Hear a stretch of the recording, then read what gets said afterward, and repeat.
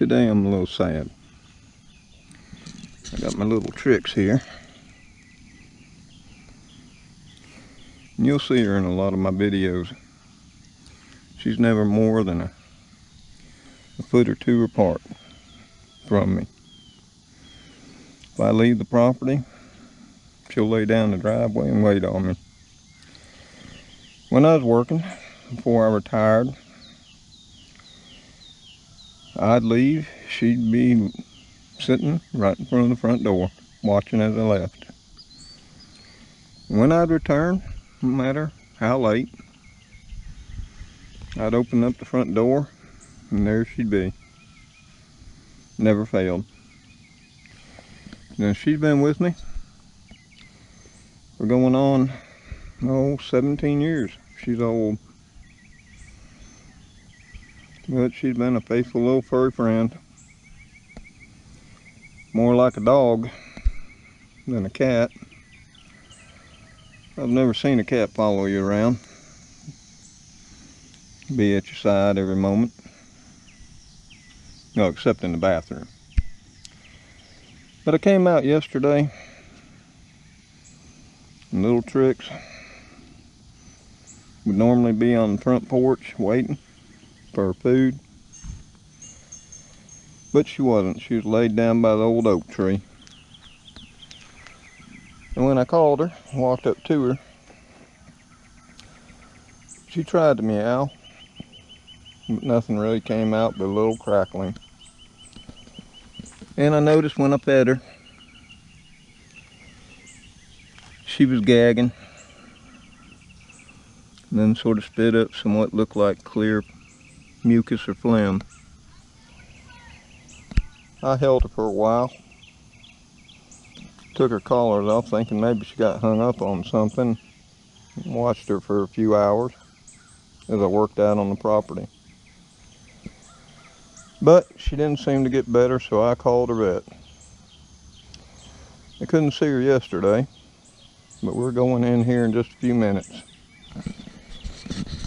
Now, she doesn't like vet at all. Normally, if you mention vet, she'll vet her Miss Ann's, that's the vet's name. You won't be able to find her for a while. But as you can see, she's not taking off now, so I don't think she feels very bad, very good at all. So, a little bit sad today. Hopefully it's nothing too serious, and they'll be able to get her taken care of. Probably going to have to leave her there so she can have a full checkup, blood work and everything. Just don't know. But I will update you as I know. Well, got Trix in the car with us. That's no small feat. We're going to take her up to the vet. I hope it's nothing serious.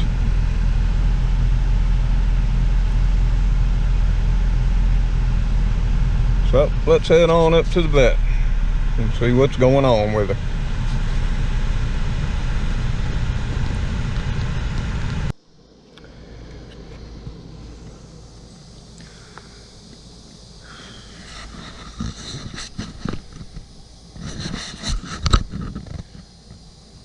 Well, I just got back from the vet.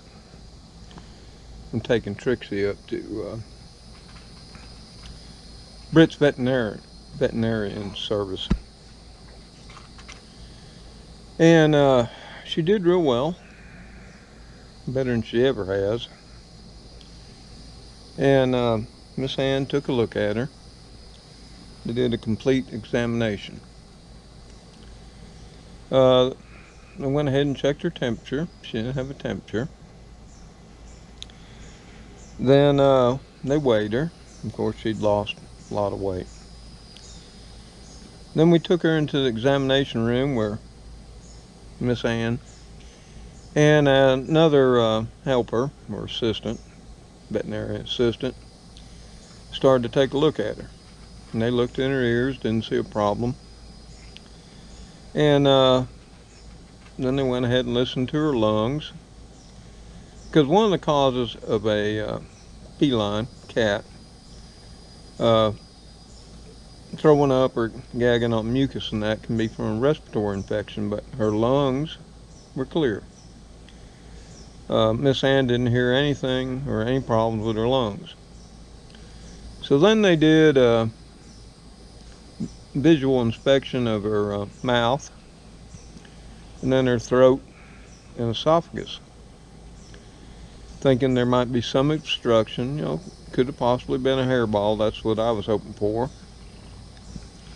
Or bone or something from, maybe her eating something she shouldn't have been out here on the property. But they didn't see that either.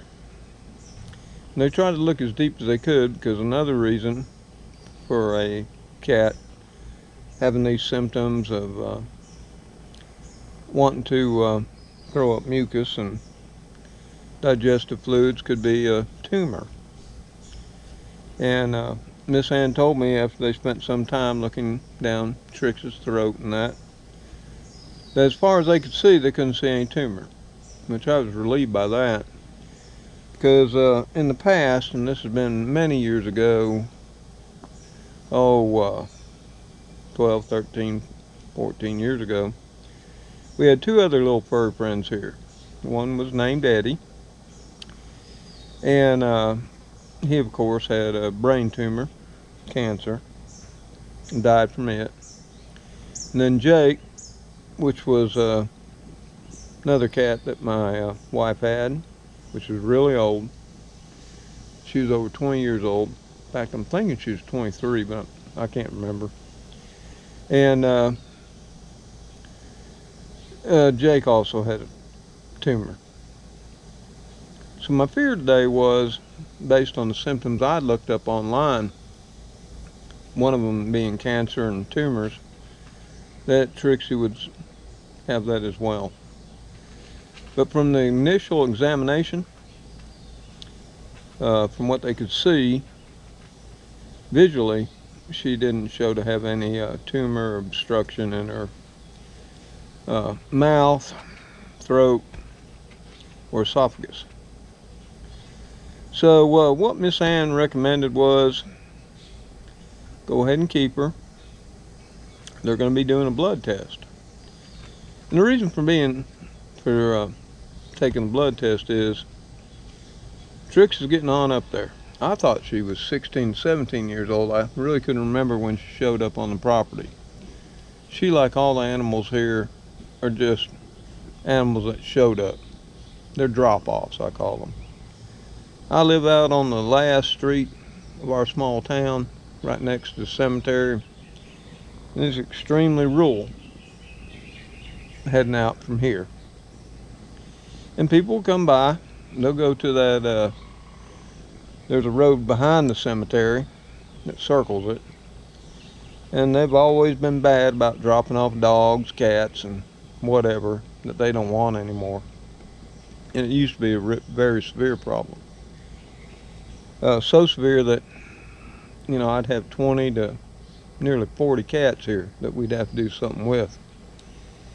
I'd take care of them. Me and my wife would try to find a home for them. When I couldn't, rather than taking them to the pound where I knew they'd be euthanized, my thought was I'd take them out to the national forest and give them a chance. And that's what I did. You might not agree with that, but the way I felt about it was at least they had a chance. Take them to the pound here in the city, I have no chance at all. And I just couldn't do that. And I couldn't put them down myself. Plus I couldn't take care of 20 to 40 cats showing up every year. That problem's went away. I think most of it's because the coyotes over the last 10 years or so have returned to the area. I haven't seen a stray cat in a long time, or a stray dog for that matter, both of which used to be huge problems. So Trix, like Merlin, which is at my feet right now, as I rub and pet him, because he ain't nothing but a big baby. He's actually my son's cat, but my son moved off. And of course now I acquired him. And Merlin and Trix were both drop-offs. Merlin was a drop-off all on his own, but Trix was born underneath my neighbor's house from a stray cat that had been dropped off and had a litter of kittens under his house. And on a day in August, a stray dog got up under the house, Billy's house, my neighbor's, and killed the mother and started killing all the kittens. Somehow little Trixie, which wasn't much bigger than the palm of my hand, and I'm saying the palm of my hand without my fingers, made it all the way across from Billy's house, through the timber fence, across the south lawn, across the carport. Somehow she clawed her way up the steps to the den door and was sitting there screaming, meowing. When my kids opened the door, she crawled up in, run across the den carpet, clawed her way up the couch. I was taking a nap on the couch at the time. Jumped on my chest, curled up, and went to sleep. And I wouldn't even know she was there till I woke up a little bit later. Ever since then, that little lady cat has always been within a foot or two of me. She normally sits in my chair beside me at my desk where my computer is. When I go out of the house, she goes out too. When I come in, she goes in. And like I say, when I used to leave, she'd follow me to the front door. She'd sit there and stare up at me. I'd tell her, well, I'll see you later on in the evening. I work nights. And I never knew whether it was going to be a 12-hour day or a 20-hour day. Most of them were 14 to 18 to 20 hours. But I could always depend on one thing. Kids might not be here. It might not be a call from a friend or a family member. But I knew as soon as I opened that front door, there she'd be, either laying or sitting, staring at the door. Never failed, never not once. And I knew as she got older, especially here the last year or two, occasionally late at night with her curled up beside me, getting a little thinner, hair not so nice. Like I told her one night, you know, one day, not sure who will go first, me or you. And as I petted her fast asleep, I thought, well, I hope it's me that goes first. And, you know, I know I'm a human being, got kids and all that, but when you've had an animal this long, you get really attached to it. Now, I haven't lost an animal in, probably 13, 14 years. And even though I didn't go out and buy little Trixie and I didn't choose her, but she chose me, just like Merlin here at my feet. And I've always tried my best to take the best care of her and Merlin, just like I did any of my animals over the entirety of my life. Whether they were my dogs, which I haven't had a dog in 20 some odd years, cows, goats, rabbits, what have you. Within a short period of time, they became family. They were just as important to me as my children. And just like my children, I put them before me. My animals were taken care of and made healthy and fine before I'd even worry about my own problems or my own health. So today when I was out here after I got back from the vet, wanted to check things out a little bit on the property. As I walked around, I knew it was different. Because Trixie isn't walking right at my feet. When I stop to look at something, prune something, pick off a caterpillar or whatever, she's not there talking to me. And it's a big difference.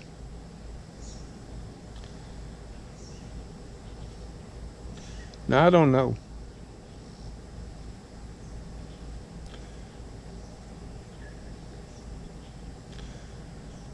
Now, I don't know whether God answers prayers.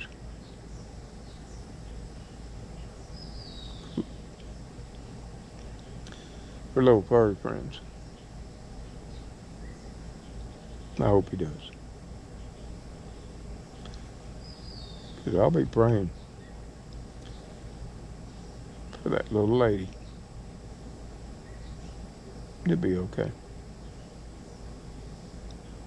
Because life here on this piece of property, my place in America, will never be the same the day after she passes. And kids, just wanted to give you an update of where we were. They're supposed to call me later after the blood tests come in. And once they've done the blood test, they can tell whether she's got hyperactive thyroid, which happens to be a problem in older cats, or kidney failure, which is also a problem in older felines and cats.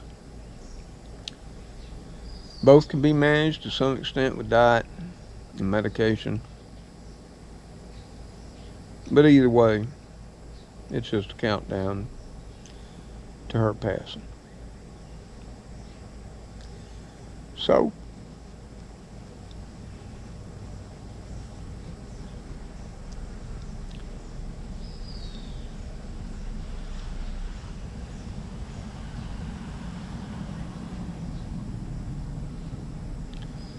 I'm going to end this video now before this whole old man cries like a baby. And I'm a hard man. And I would never have thought that I would be so attached to such a little ball fur. But I am. Kids, friends and family, till we meet again, I'll see you on the next video. Goodbye for now.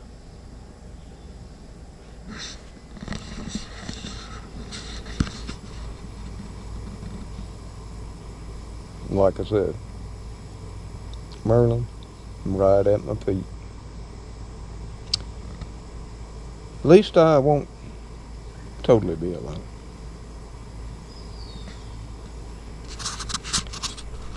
Later, all.